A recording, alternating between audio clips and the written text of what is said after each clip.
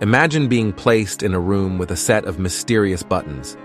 You're told that if you figure out a specific action that triggers a light in that room, you'll earn a point. Your task is to gather as many points as possible within 30 minutes. What would you do?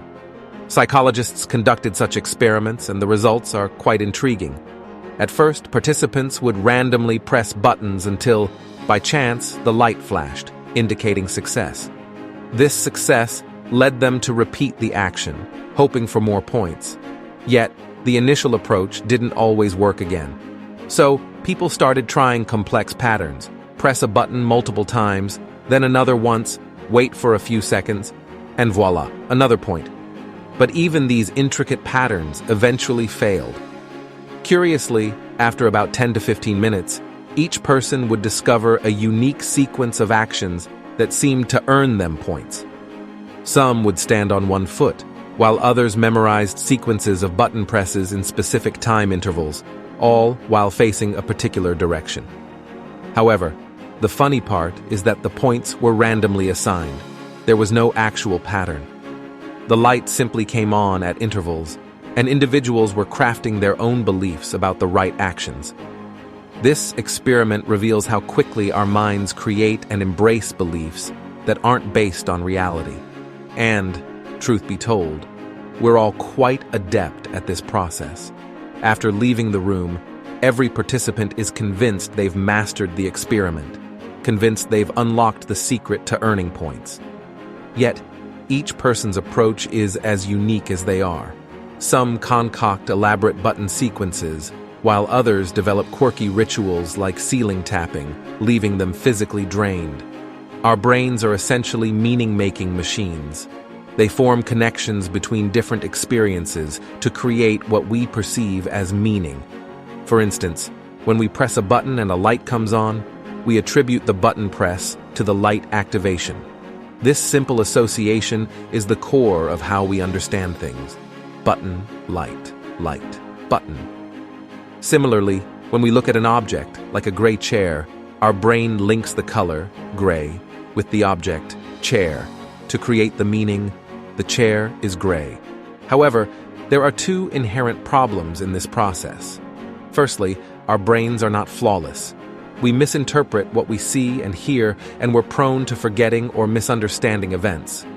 Secondly, once we create meaning, our brains cling to it.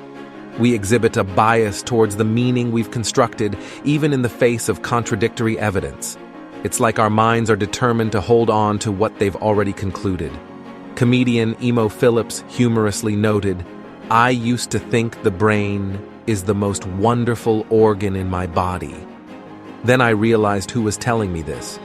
Unfortunately, much of what we know and believe is influenced by the inaccuracies and biases inherent in our brains. Our values often stem from events that aren't truly representative of the wider world, or they're based on misunderstandings of the past. So, what's the consequence of all this? It's that many of our beliefs are, well, wrong. Or more accurately, all beliefs contain an element of inaccuracy. Some are just more inaccurate than others. The human mind is a mix of imperfections and biases. While this might feel unsettling, it's a crucial concept to embrace.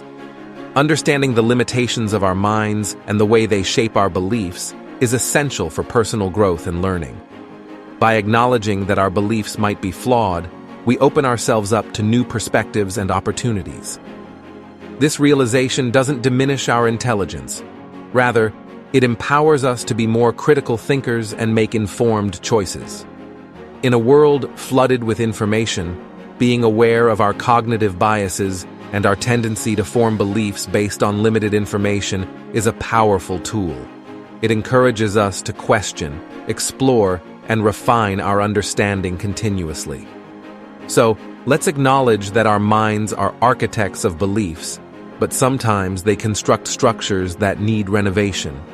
Embracing this reality is the first step towards becoming more discerning thinkers and navigating the complexities of the world with a clearer perspective. I have learned about this concept from Mark Manson's book, The Subtle Art of Not Giving AF. If you want to delve deeper into this topic, I highly recommend you to buy and read the book by clicking on the link given in the description. Thanks for watching the video. More wisdom, more solution, better life.